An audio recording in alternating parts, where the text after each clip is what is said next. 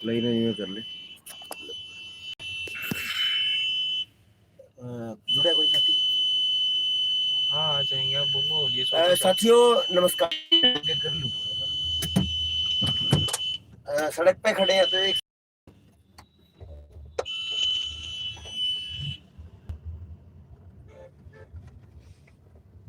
नहीं, इतना नहीं ना करो बस, ठीक।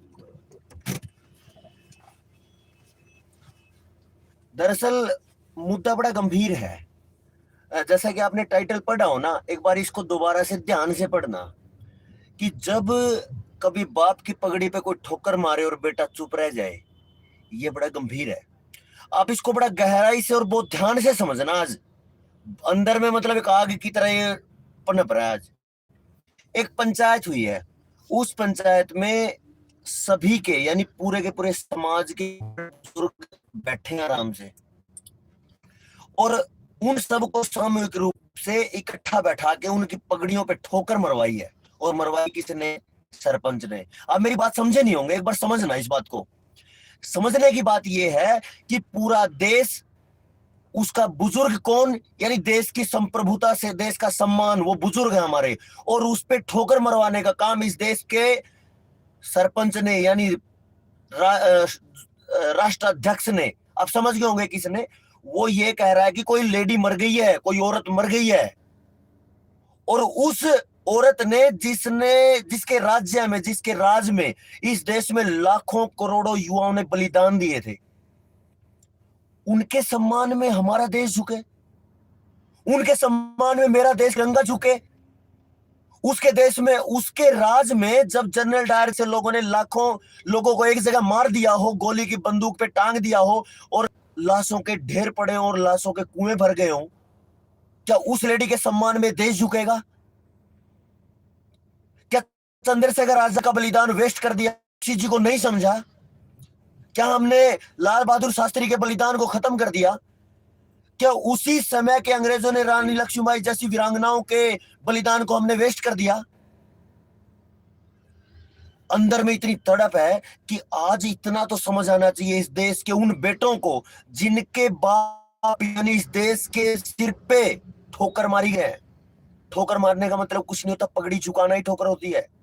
और पगड़ी का मतलब मेरे देश की पगड़ी तिरंगा है, इस झंडा है इस देश का।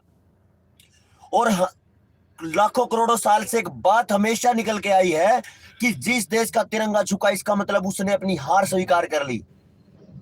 और हार स्वीकार करने का मतलब आज तो कम से कम ये समझ लो कि किसी देश का प्रधानमंत्री अगर किसी विदेशी आदमी के कारण या औरत के कारण, किसी भी प्रतिनिधि के कारण किसी इतने बड़े राज्य का, इतने बड़े देश का, इतनी बड़ी संप्रभुता का सिर झुकाने का काम कर सकता है, तो ये कोई छोटी बात नहीं है। डूब के मरने का है काम है। और अगर आज भी हम चाटुकारिता में, आज भी हम भक्ति में, और आज भी हमारे ऐसे पड़े रहेंगे, तो हमने ये समझ लेना कि कितने कफनों को बर्बाद कर दिया, कितने लोगों, कितनी माओं के सिंदूर को जो पोंछा गया था अंग्रेजों के समय में, हमने उसका अपमान किया है।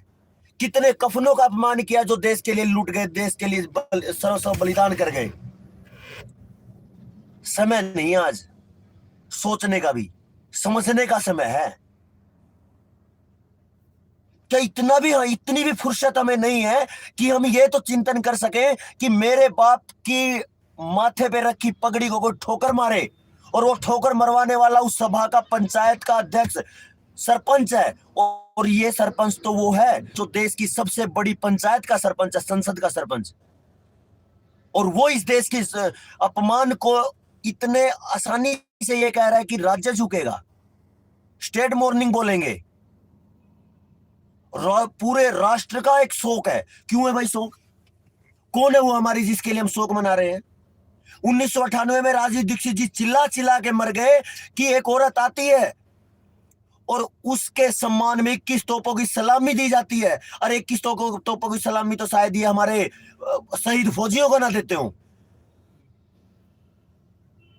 तो एक औरत जो सैकड़ों साल इस देश पे राज कर गई, हम उस अपमान को अपने सिर पे सजाए बैठे हैं और हम अपनी वाहवाही लूट रहे हैं। कौन सी चीज का सम्मान, किसका गौरव आपको? और अगर आपको ये गौरव की बात लगती है तो डूब के मरा जाना चाहिए हर एक उस भारतीय को। जो एक विदेशी औरत जिसने सैकड़ों सालों तक इस देश के साथ इतना अत्याचार किया, हम उसको मतलब सिर पे बैठा के और उसके प्रति शोक व्यक्त कर रहे हैं। जनता सरकार मोर्चा के इस अभियान में यह ऐलान है कि ये अपमान और नहीं सहे जाएंगे, बहुत हो चुका है। अब इस देश का युवा टिकने नहीं देगा उन गद्दारों को, जो आज भी उन गद्दारों को सिर पे बैठाता है जिन्होंने इस देश के साथ अत्याचार किए, कितने ही बलात्कार किए, कितने ही बच्चों की सर कलम हुए, कितने ही बुजुर्गों को भूखे पेट मारा।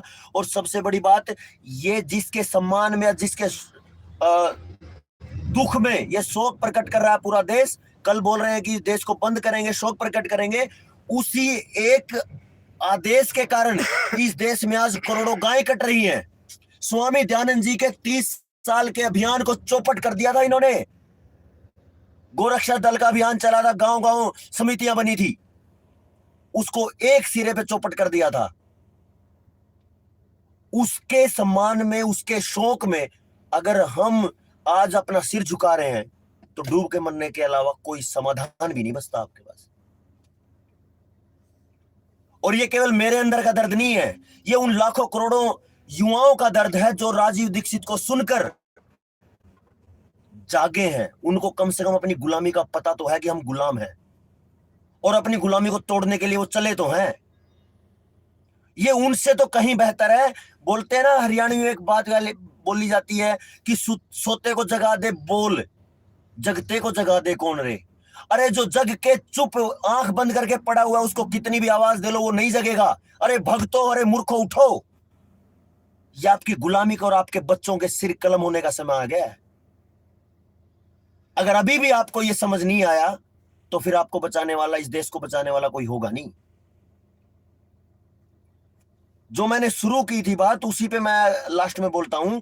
अगर किसी देश का झंडा झुकता है तो उसका सम्मान झुकता है, और वो झंडा मैं अपने तरीके से लेता हूं। वो मेरे बाप की पगड़ी है, मेरे दादा की पगड़ी है, मेरे उन पूर्वजों की पगड़ी है जिन्होंने अपनी सर कटवा ली, जिन्होंने अपने सर कटवाए हैं इस देश के लिए।